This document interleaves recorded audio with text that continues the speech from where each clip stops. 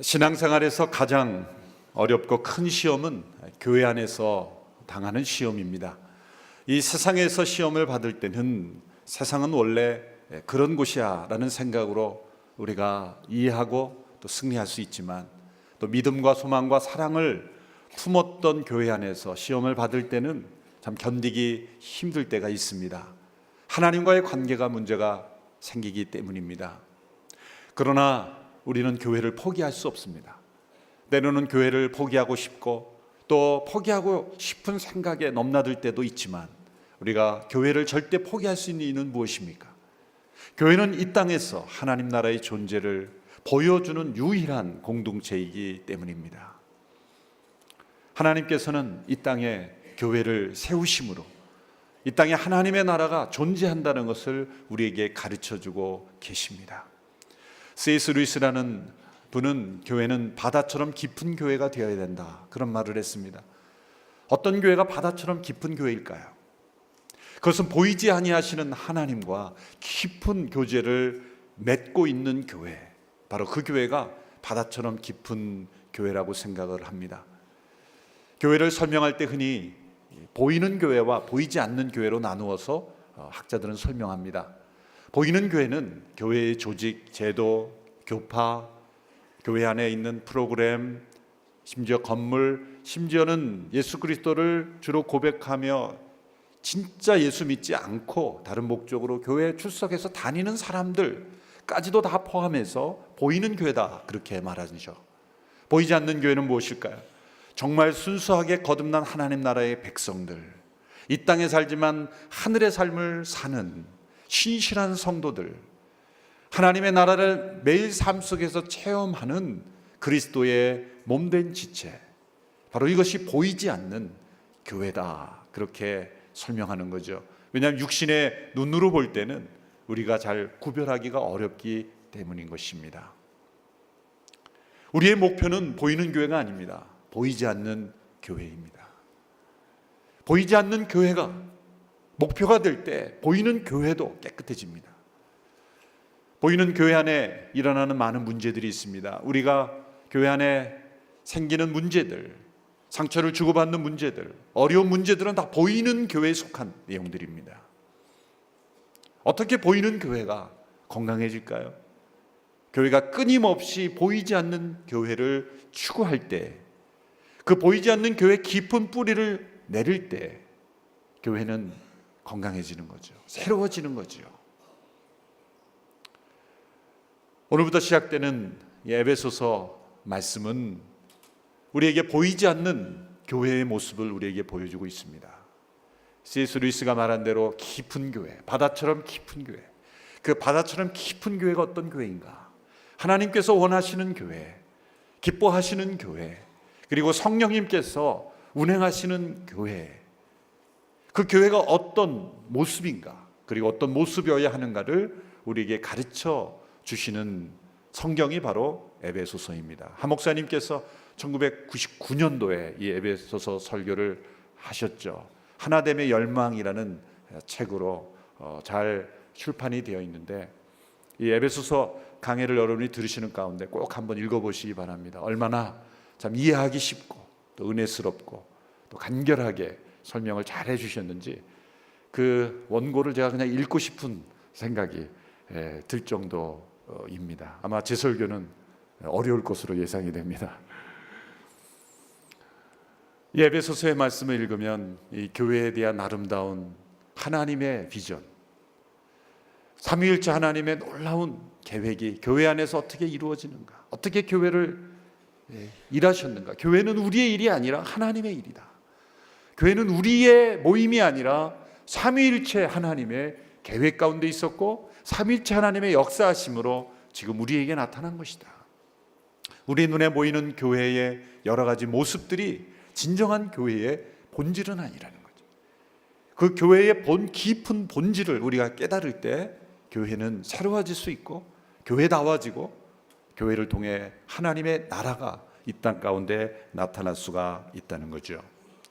그래서 에베소서의 중요한 특징은 바울 선실에 나타나는, 신약에 나타나는 여러 서신들 가운데 나타나는 교회 문제들에 대한 언급이 없다는 것입니다. 이 신약 성서에는 그 당시에 있던 15개 교회 이름이 나타나는데 안디옥 교회나 예루살렘 교회만 제외하고 나머지 모든 교회에 대한 문제들이 다 나타납니다. 데살로니가 교회는 주님의 재림을 너무 강하게 믿는 나머지 아무것도 하지 않고 일도 하지 않고 그저 하늘을 쳐다보면서 예수님이 어떤 구름을 타고 오시나 그런 생각만 하고 있었던 성도들이 있었다는 거죠. 그 문제에 대한 재림의 문제를 해결해 주고, 또 고린도 교회는 참 문제가 많았죠. 까다로운 사람들도 많았죠. 논쟁도 많았죠. 분파도 많이 일어났죠. 그 모든 문제들에 대한 대답을 적어주고 있죠.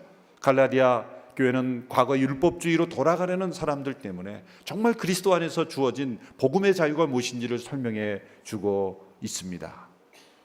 또 골로새서는 영지주의가 라는 이단이 등장하고 있죠. 많은 이런 교회의 문제들에 대해서 언급하고 있는데, 그런데 에베소서에는 이런 문제에 대한 언급이 전혀 없다는 거죠. 그것은 에베소서에 나타난 에베소 교회가 문제가 없기 때문이 아닙니다. 에베소서에도 문제가 많았습니다. 에베소 교회를 사도 바울이 목회한 이후에 목회하러 들어간 사역자가 디모데죠. 그 디모데에게 바울이 첫 번째 보낸 편지가 디모데 전서입니다. 그 디모데 전서는 에베소 교회에서 목회하는 디모데를 권면하기 위해서 쓰여진 편지지요. 그렇기 때문에 어떤 의미에서 이 에베소 교회에 나타난 문제들은 어디에 나타나냐면 디모데 전서에 나타납니다. 디모데 전서에 나타난 헛된 가르침, 이 족보에 집착을 하고 헛된 신화에, 헛된 가르침에 집착하는 그런 모습들, 그런 유대주의에 빠져서 헤매이는 그런 성도들, 말다툼하는 문제, 사소한 그런 문제를 가지고 시비를 거는 문제들, 이런 모든 문제들이 디모데전서에 그 교회에 나타나는데, 그것은 에베소 교회에 나타난 문제를 디모데가 어떻게 사역자로 해결할 건가에 대한 조언을 준 게 디모데전서입니다. 그러니까 에베소 교회 문제는 디모데전서에 너무나 잘 나타나 있어요. 문제가 없기 때문에 문제를 언급하지 않은 것이 아닙니다. 사도 바울은 오랜 사역의 경험을 통해서 어떻게 교회가 새로워질 수 있느냐, 그것은 교회의 원형, 교회의 본질, 보이지 아니하는 교회, 삼위일체 하나님께서 이루신, 교회 안에서 교회를 통해 이루신, 교회를 통해서 이루시고자 하는 그 하나님의 계획이 무엇인가, 그것을 정확하게 깨닫는 것이 교회를 회복하는 지름길이라. 나타난 문제를 가지고 씨름하는 것, 그것도 필요하겠지만 더 근본적으로는 교회의 본질이 무엇인가, 교회를 향한 하나님의 계획은 무엇인가, 어떻게 교회가 이루어진 것인가, 그것을 먼저 깨닫는 것이 나타난 문제를 해결하는 것보다 더 중요하다는 거죠. 그래서 우리는 에베소서 이 말씀을 통해서 이 땅에 하나님의 나라의 백성으로 모여진 주님의 교회가, 이 온누리 교회가 어떻게 그리스도의 몸된 교회로서, 하나님의 백성으로서 어떤 모습이어야 될까, 어떤 비전을 가지고 나가야 될까, 그것을 우리가 함께 살펴보아야 한다는 것이죠. 에베소서는 교회의 뿌리가 이 땅이 아니라 하늘이라는 것을 우리에게 가르쳐주고 있습니다. 그래서 에베소서에서는 하늘이라는 단어가 여러 번 등장하고 있지요. 어떤 의미에서 에베소서는 에베소 교회 성도들에게 보내졌지만 이 땅에 오고 오는 모든 교회 성도들에게 주어진 책이기 때문에 아주 보편적이고 일반적인 그러한 책이라고 말할 수가 있는 것입니다. 어떤 사본에는 에베소에 있는 이라는 이 단어가 빠져 있는 거 봐서 초기에는 회람되는 편지였을 것이다.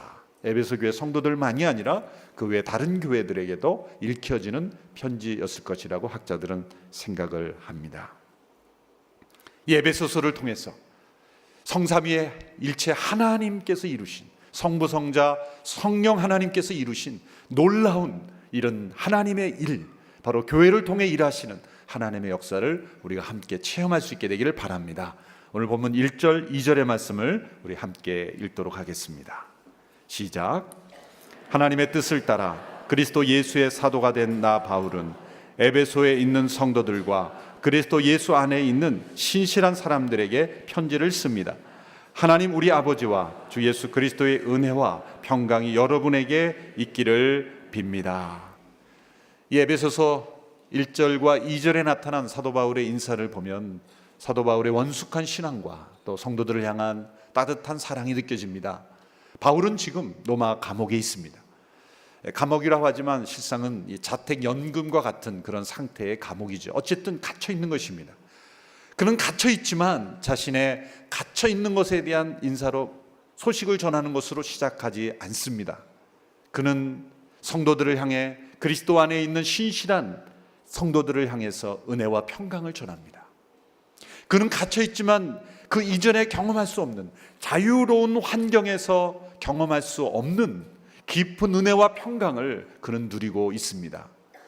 어쩌면 에베소 교회 성도들이 바울을 위해서 중보하며 편지하며 은혜와 평강을 구해야 되는데 반대로 갇혀 있는 바울이 자유로운 에베소 성도들을 향하여 은혜와 평강을 기원하고 있죠. 작년에 지하교회 성도들, 북한에 있는 지하교회로부터 연결이 되어 있는 그런 성도님으로부터 소식을 받았는데 그 소식은 뭐냐면 북한의 지하교회 성도들이 남한에 있는 우리 대한민국에 있는 교회 성도들을 위해서 기도하고 있다고 전해달라고 그러더라고요.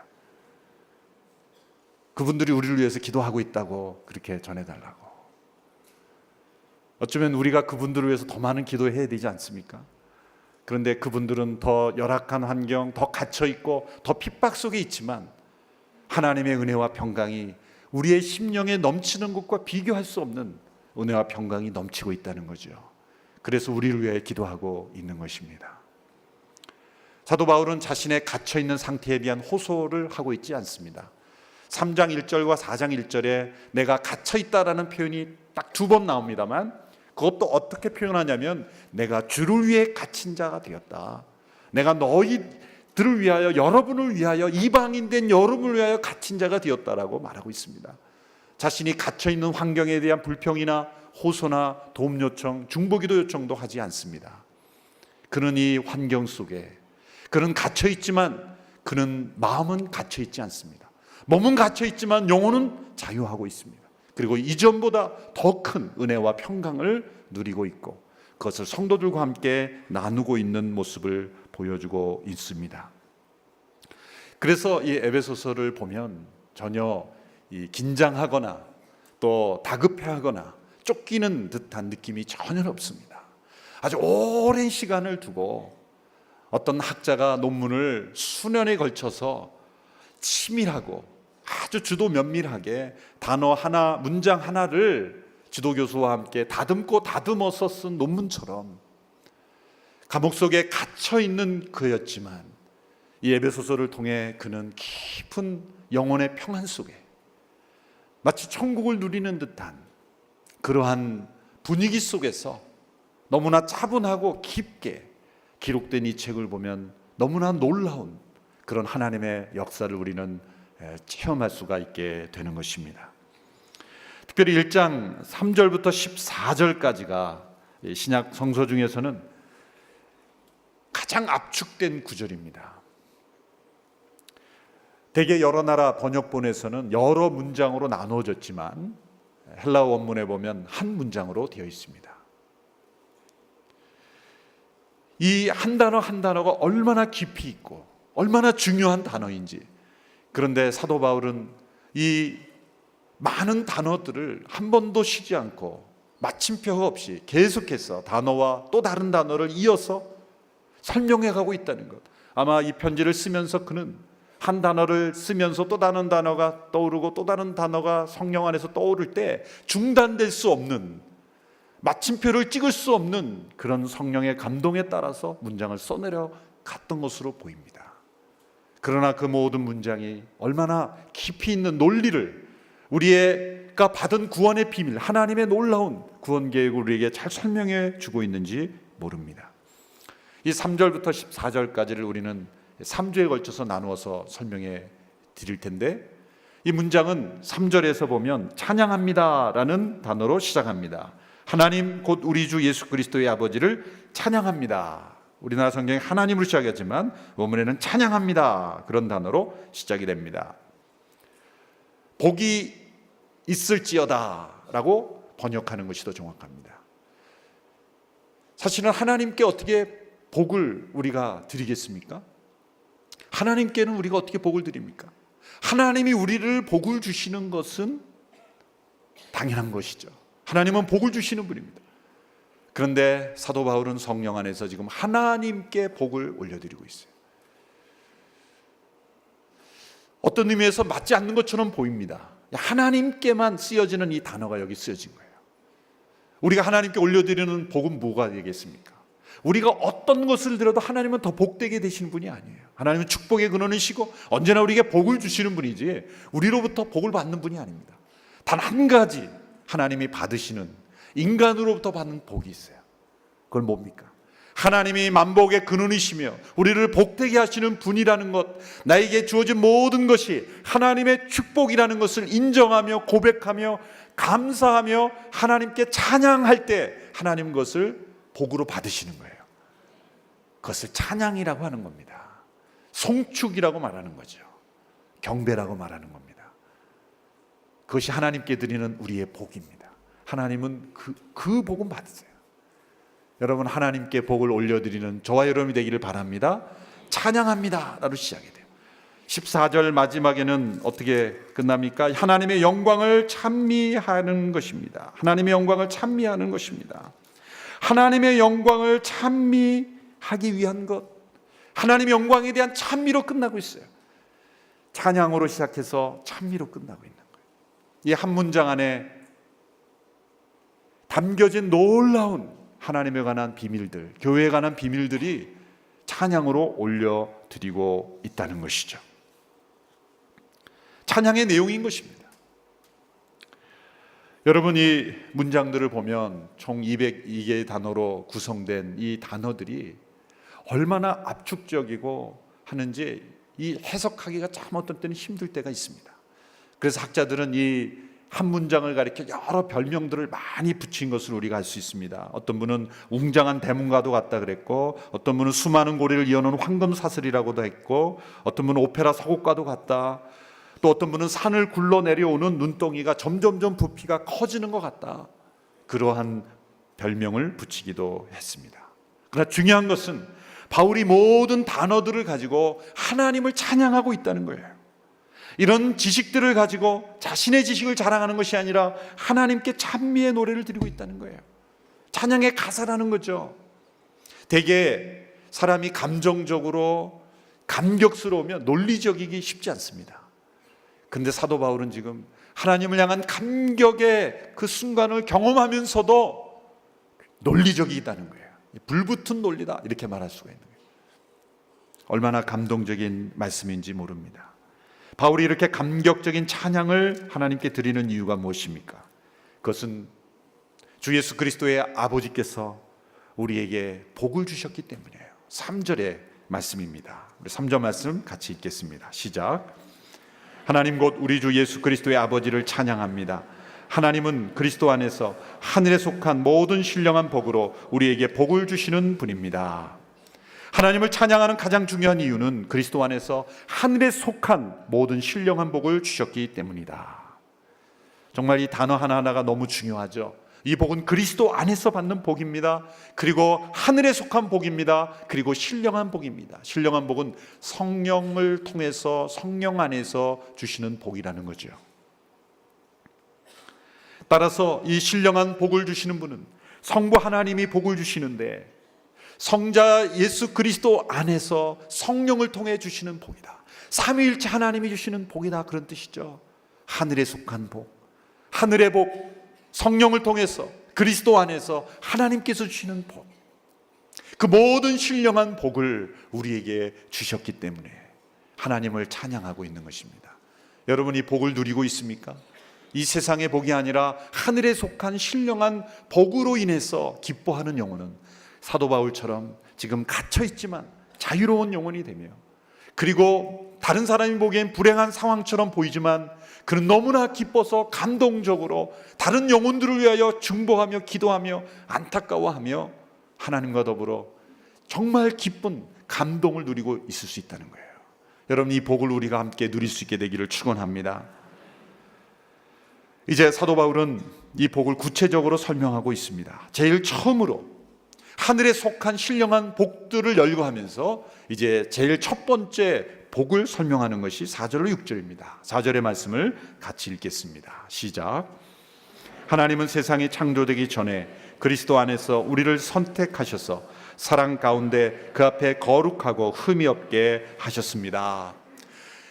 우리가 받은 하늘에 속한 신령한 복 중에 최고의 복으로 제일 먼저 언급한 것은 바로 선택의 축복입니다. 이 선택의 교리는 정말 가장 어려운 교리 중에 하나입니다. 하나님이 하신 일을, 하나님께서 하신 일을 우리가 판단하려고 하는 일이기 때문입니다. 그래서 판단하려고 하면 복잡해집니다. 그러나 받아들이고 고백하면 쉬워집니다. 저도 설교를 준비하면서 이 선택 교리에 대한 책을 2권 읽었는데 결론은 머리가 복잡해져서 잠이 안 온다는 거죠. 선택은 내가 하나님 입장에 돌아가서 깨닫는 것이 아닙니다. 하나님께서 주신 구원의 복을 누리는 사람이 예수 그리스도 안에서 과거를 되돌아볼 때 깨닫게 되는 신앙의 고백이에요. 신앙의 고백입니다. 그래서 사도 바울도 이 선택에 대한 사상을 로마서 9장에 설명하고 있어요. 로마서 8장까지 그리스도 안에서 받는 구원의 축복, 예수님을 만나 예수님 안에서 십자가에 못 박히고 그리스도 안에 거하게 됨으로써만 발견할 수 있는 것이 바로 선택입니다. 그래서 9장에 가서야 하나님의 선택이 등장하는 거죠. 예정론의 대가라고 하는 요한 칼빈도 그의 로마서 강해, 기독교 강요를 쓰면서 구원에 대한 설명을 다 한 이후에야 선택에 대한 설명을 했어요.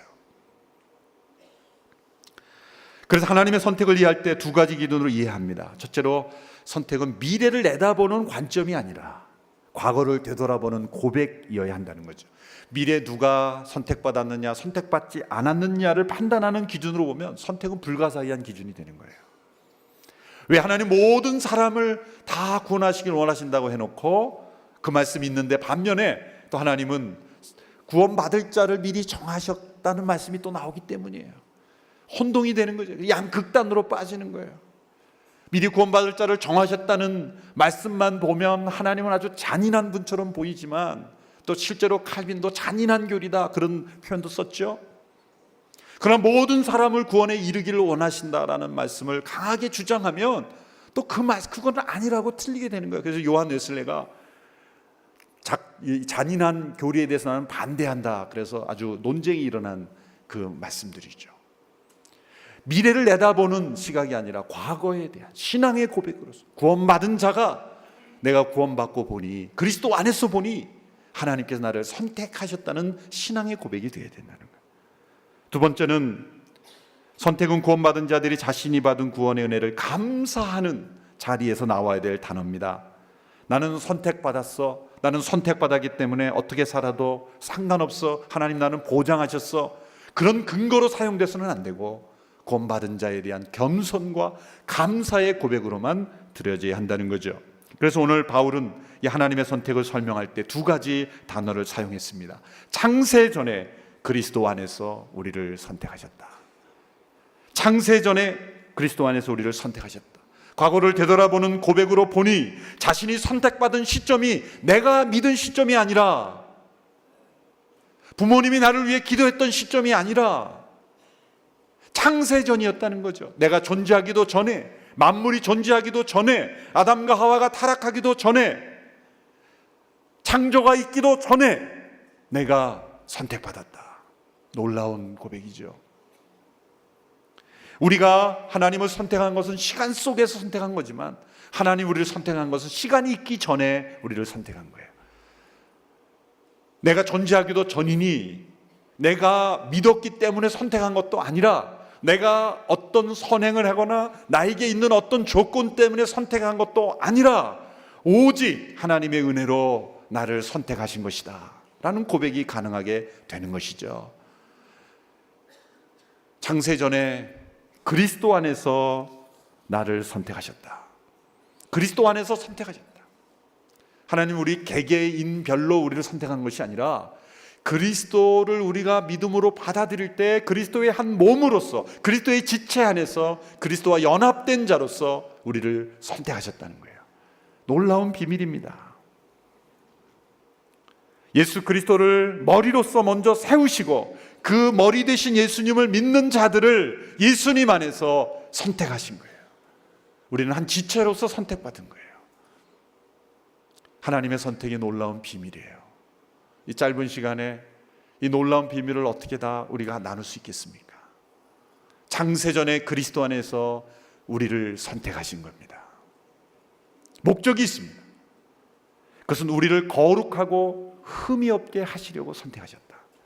여러분, 거룩하고 흠이 없게 하시려고 라는 목적은 무엇을 의미합니까? 반대로 설명하면 하나님이 우리를 선택하셨을 때 하나님은 우리를 거룩하지 못하고 흠이 있는 존재로 보셨다는 거죠. 우리가 거룩한 상태라면 거룩하고 흠이 없게 하려 선택하셨다는 말씀이 나올 필요가 없는 거죠. 우리가 흠이 있고 거룩하지 못한 상태라는 것, 우리의 타락을 전제로 한 하나님의 선택이라는 거예요. 그러므로 하나님은 인간을 창조하시기 전에도 인간의 타락을 미리 하셨고 십자가의 계획을 미리 가지고 계셨다라는 거죠. 하나님이 우리를 선택하셨다고 해서 우리는 아무렇게나 살아도 된다는 것이 아닙니다. 하나님의 선택은 우리로 하여금 더욱 거룩하게 하고 더욱 겸손하게 하고 하나님 앞에 더 나아가게 하는 그러한 능력이 되는 것입니다. 어떻게 하나님께서 우리를 선택하심으로 거룩하고 흠이 없게 하십니까? 놀라운 것은 하나님의 선택을 받은 사람들은 하나님 앞에서 거룩을 선택하며 살아가게 된다는 거예요. 하나님의 선택받은 사람들은 선택할 수 있는 능력을 갖게 된다는 거예요. 예전에 우리가 그리스도 밖에 있었을 때는, 예수님의 십자가를 경험하지 못했을 때는 선택하는 모든 것이 다 죄였습니다. 죄를 지을 수밖에 없는 존재였습니다. 선택하는 것마다 하나님과 상관없는 것이었습니다. 그러나 하나님의 선택으로 그리스도 예수 안에서 선택된 자가 되었을 때 우리는 하나님을 선택할 수 있게 되었다는 거예요. 죄를 거부하고 의를 선택할 수 있는 능력을 가지게 되었다는 거죠. 선택할 능력을 부여받았다는 거예요. 그래서 내가 그리스도 안에서 창세전에 선택받았는지 안 받았는지를 알려면 아주 중요한 시금석이 있어요. 내가 거룩을 추구하고 있는가? 내가 거룩한 삶을 선택하고 있는가? 아닌가? 나는 그런 선택은 하고 있지 않은데 여러분 불안하십니까? 혹 이런 생각 안 들어보셨어요? 나는 그리스도 안에서 선택받은 사람인가 그렇지 않은가, 그런 고민해 보신 적 있으시죠? 답을 드리겠어요. 그런 고민한 분은 반드시 선택받은 분입니다.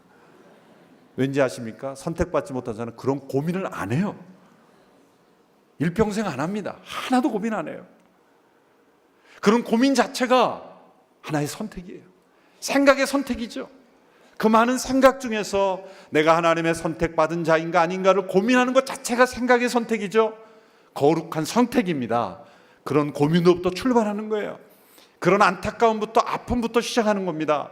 거룩하고 흠이 없는 삶으로 우리를 인도하실 때 하나님이 우리를 선택하심으로 우리 안에 하나님을 선택할 능력을 부어주셔서 우리를 하여금 거룩하고 흠이 없는 삶으로 나가게 하시는 것입니다.